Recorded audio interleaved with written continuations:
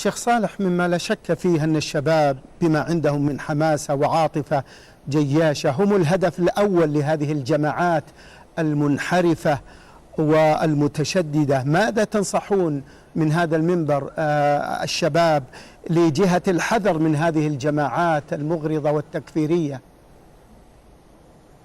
ننصح الشباب بطلب العلم الشرعي على العلماء حتى يعرفوا منهج هؤلاء ومنهج غيرهم، فلا خروج من ذلك إلا بالعلم النافع، عليهم أن يتعلموا على أيدي العلماء. وهذا الجهاد مذكور في كتب العقيدة، ضوابطه وشروطه ومن يقيمه، ليس الأمر فوضى.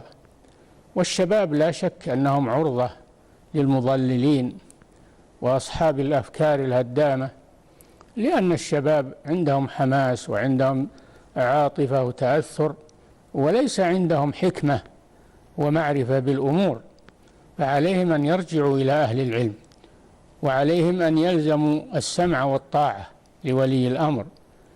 لما أخبر النبي صلى الله عليه وسلم حذيفة ابن اليمان بكثرة الفتن ودعاة الضلال، دعاة على أبواب جهنم، من أطاعهم قذفوه فيها، قال: فما تأمرني يا رسول الله إن أدركني ذلك؟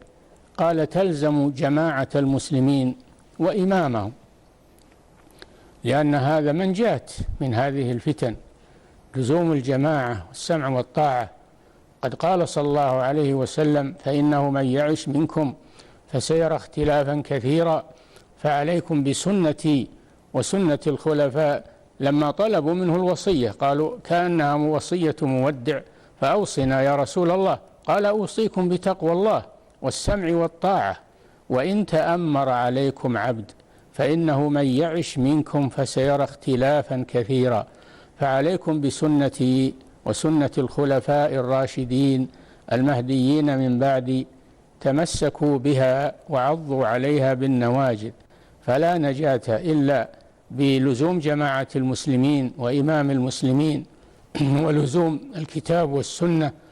وهذا إنما يرجع فيه إلى أهل العلم الراسخين في العلم، الذين يبينون للناس الطريق الصحيح من الطريق الضال والخطأ.